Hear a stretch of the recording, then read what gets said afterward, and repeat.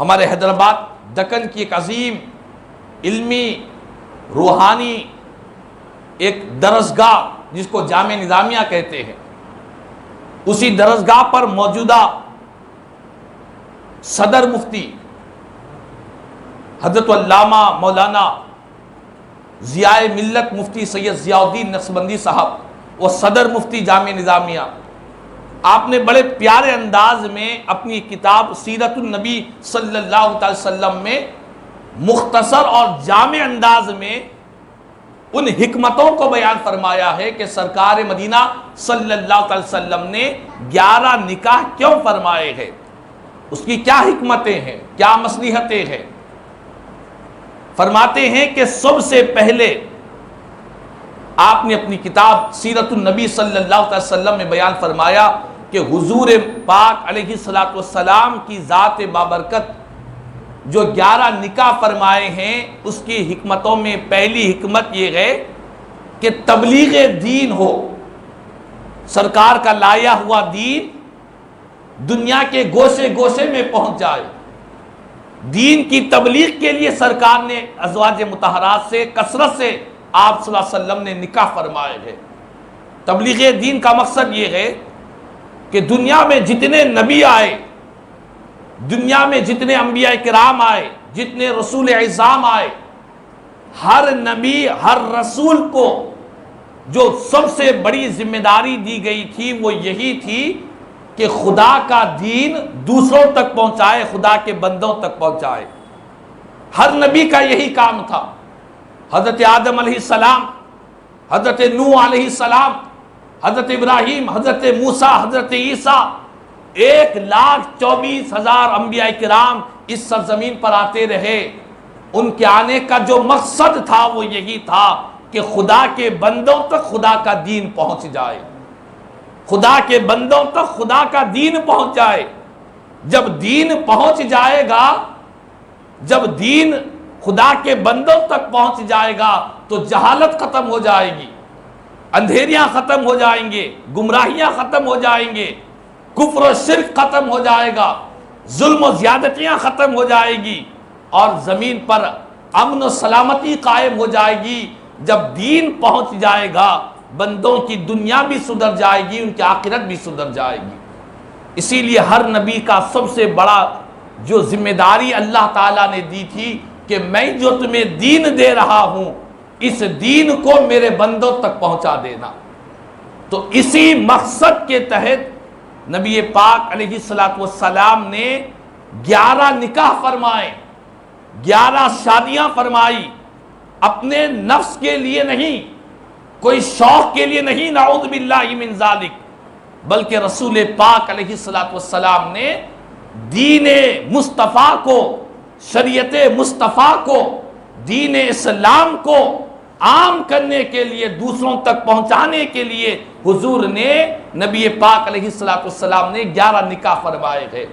آپ غور کریں، انسان کی فطرت ہے، جب کوئی مخالف والی بات انسان عام آدمی سے سنتا ہے، دوسروں سے سنتا ہے تو اس کی مخالفت کرتا ہے، لیکن کوئی اپنا قریبی رشتہ دار ہماری مزاج کے خلاف کوئی بات کرتا ہے تو رشتہ داری کی وجہ سے وہاں پر نرمی آ جایا کرتی ہے، تعلق کی وجہ سے مخالفت میں کمی آ جایا کرتی ہے۔ اور عرب کی یہ عادت تھی کہ اگر کوئی عرب میں کسی قبیلے کی عورت سے کوئی شادی کر لیتا، کسی قبیلے کی عورت سے کوئی نکاح کر لیتا، تو عرب کی یہ عادت تھی کہ جس نے ہمارے قبیلے کی بیٹی سے شادی کیا ہے اس کے ساتھ وہ جنگ نہیں کیا کرتے تھے، اس کے ساتھ وہ ہمدردی کیا کرتے تھے، اس کا لحاظ رکھا کرتے تھے۔ اسی لیے سرکار مدینہ صلی اللہ علیہ وسلم نے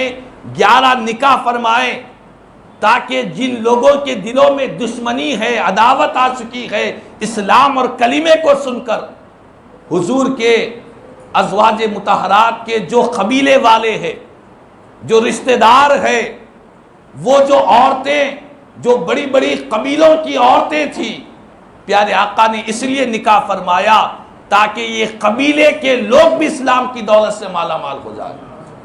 تاکہ یہ قبیلے کے لوگ بھی اسلام کے قریب میں ہو جائے، خدا کے دین کے قریب میں ہو جائے۔ دین اسلام کی تبلیغ کے لیے پیارے آقا نے 11 نکاح فرمائے ہیں، زیادہ نکاح فرمائے ہیں۔ اور اسی لیے سیرت کی کتابیں گواہ ہے، رسول پاک علیہ السلام نے ازواج مطہرات سے جب نکاح فرمایا تو ایک قبیلے کی ایک عورت سے نکاح فرمایا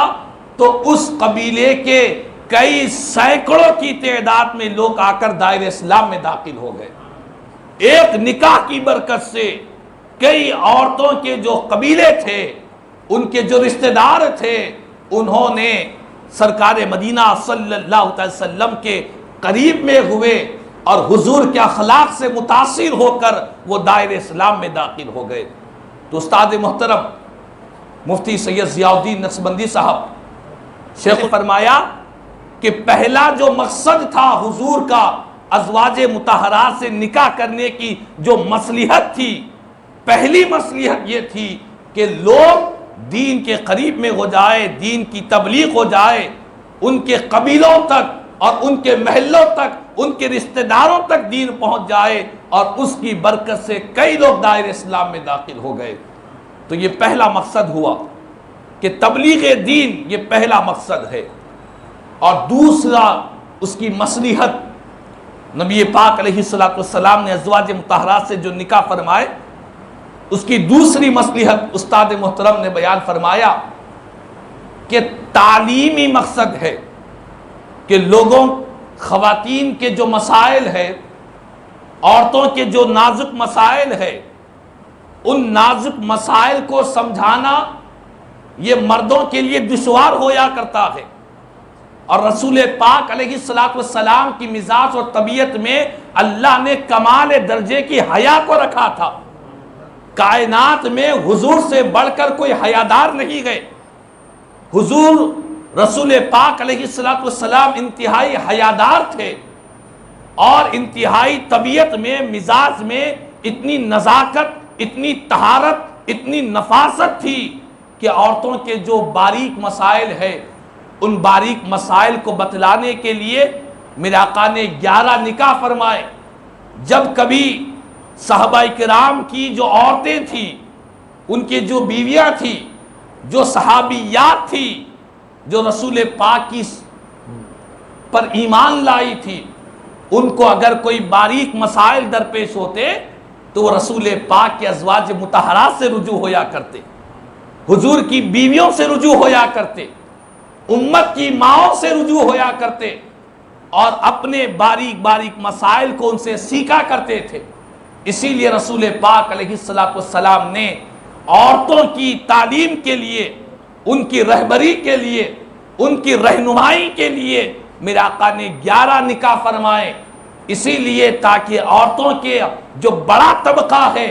کہ عورت اگر دیندار ہوگی، عورت کے اندر دین پیدا ہوگا، اس کے اندر طہارت پیدا ہوں گی، اس کے اندر اخلاق پیدا ہوں گے، تو آنے والی نسلوں کے اندر بھی وہی نور پیدا ہوگا۔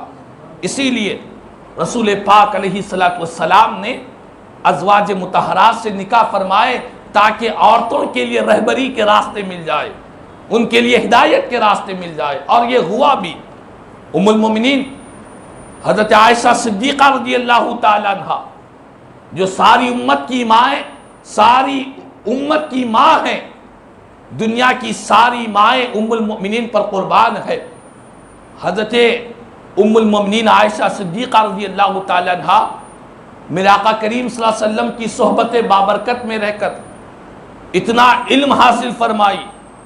اتنا علم حاصل فرمائی کہ آپ عورتوں کو فتویٰ دیا کرتی تھی، ان کے باریک باریک مسائل کو بڑی آسانی سے بیان کر دیتی تھی، اور حضور کی احادیث مبارکہ کا جو ذخیرہ ہم تک ملا ہے، ہم تک پہنچا ہے، اس میں امہات المؤمنین کا بڑی محنتیں ہیں، ان کی بڑی قربانیاں ہیں۔ ہم امت پر امہات المؤمنین کا بہت بڑا احسان ہے کہ انہوں نے سرکار کی احادیث کو ہم تک پہنچایا ہے۔ ام المؤمنین حضرت عائشہ صدیقہ رضی اللہ تعالیٰ عنہ، ان سے جو روایتیں حدیث پاک میں بیان کی گئی ہے، 2210 احادیث کریمہ کو آپ نے روایت فرمایا ہے. تقریباً 2210 احادیث انہوں نے حضور سے ہم تک بیان فرمائی ہے. اور اسی طرح نبی پاک علیہ السلام کی ایک اور زوجہ مطہرہ حضرت حفصہ رضی اللہ تعالیٰ عنہ، جو حضرت عمر فاروق رضی اللہ تعالیٰ عنہ کی صاحبزادی ہے اور حضور کی زوجہ مطہرہ ہے، انہوں نے سرکار سے 60 احادیث امت کو عطا فرمائی ہے، 60 احادیث امت تک پہنچائی ہے. اور اسی طرح حضرت ام حبیبہ رضی اللہ تعالیٰ عنہ، جو حضرت ابو سفیان رضی اللہ تعالیٰ عنہ کی صاحبزادی ہے، حضرت امیر معاویہ رضی اللہ تعالیٰ عنہ کی بہن ہے، حضرت ام حبیبہ رضی اللہ تعالیٰ عنہ نے سرکار کی 65 احادیث مبارکہ امت کو عطا فرمائی ہے. اسی طرح حضرت ام سلمہ رضی اللہ تعالیٰ عنہ، آپ نے حضور کی احادیث مبارکہ 300 سے زائد احادیث مبارکہ آپ نے امت کو عطا فرمایا ہے. یہ احادیث کا جو ذخیرہ ملا ہے، یہ احادیث کا ذخیرہ کئی احادیث کریمہ امہات المؤمنین نے امت کو عطا فرمایا ہے. اسی پیش نظر رسول پاک علیہ السلام نے 11 نکاح فرمائے ہیں تاکہ عورتوں کی رہبری بھی مل جائے، اور جو راز کی باتیں ہیں، جو احادیث کریمہ ہیں، جو عورتوں کے باریک مسائل ہیں، ان تمام مسائل عورتوں تک، خواتین تک، دختران ملت تک آسانی سے پہنچنے کے لیے میرے آقا نے 11 نکاح فرمائے ہیں. تو کیا ہوا؟ پہلا مقصد تبلیغ دین، اور دوسرا مقصد رسول پاک علیہ السلام کا امت کو تعلیم مل جائے، میرے احادیث کریمہ مل جائے، اور خواتین کو باریک سے باریک، نازک سے نازک مسئلہ ان کے لیے آسانی سے مل جائے. یہ 2 مقصد ہوئے. اور اسی طرح استاد محترم نے تیسرا اہم مصلحت بیان فرمائی کہ تیسری اہم مصلحت رسول پاک علیہ السلام نے جو کثرت سے نکاح فرمائے، اس کی ایک اہم وجہ یہ بیان فرمائی کہ بے سہارا لوگوں کی کفالت، ان کی کفالت کے لیے میرے آقا نے نکاح فرمایا ہے. کئی ایسی عورتیں، اور سرکار مدینہ صلی اللہ علیہ وسلم نے 11 بیویوں میں سے جتنی بیویوں سے نکاح فرمایا ہے، وہ ساری کی ساری عورتیں سوائے ام المومنین حضرت عائشہ صدیقہ رضی اللہ تعالی عنہ کے سوا، جتنی 10 بیویاں حضور کی رہی، جتنی 10 امت کی مائیں رہی، وہ تمام کی تمام غیر اس وقت یا تو بیوہ تھی یا تو مطلقہ تھی.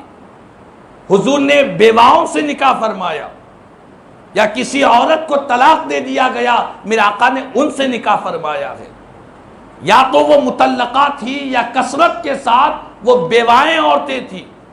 بے سہارا عورتیں تھیں، ان کی کوئی کفالت کرنے والا نہیں تھا. رسول رحمت صلی اللہ علیہ وسلم نے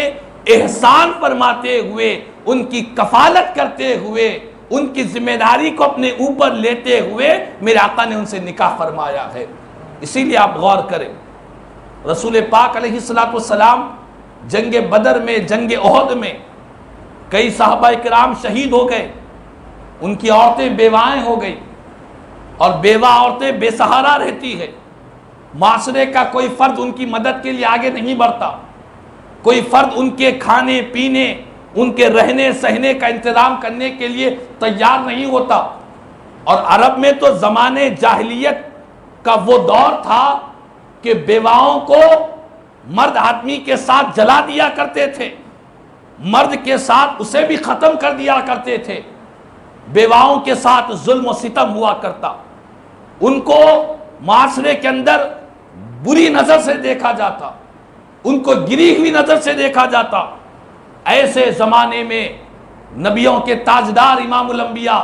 رحمت للعالمین صلی اللہ علیہ وسلم نے صحابہ کرام کو تعلیم دی، ترغیب دیا،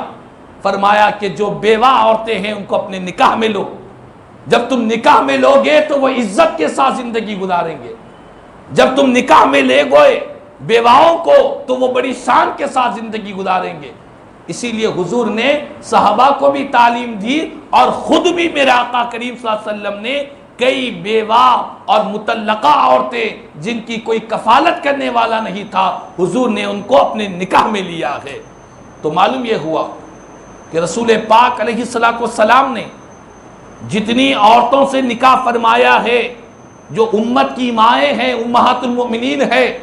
وہ تمام کی تمام قابل احترام ہے، وہ تمام کی تمام امت کی مائیں ہیں. ساری دنیا کی عورتیں ان کی عزت اور ان کی عفت پر قربان ہے. انہیں یہ شرف اسی لیے ملا کہ رسول پاک علیہ السلام نے سوائے ام المؤمنین حضرت عائشہ صدیقہ رضی اللہ تعالیٰ عنہ کے سوا تمام سے آپ نے جو نکاح فرمایا، کوئی بیوائیں عورتیں کثرت کے ساتھ تھی یا کسی کو طلاق دے دیا گیا تھا. اس طرح بہت سی حکمتیں تھیں. ان حکمتوں کے پیش نظر حضور نے 11 نکاح فرمائے ہیں.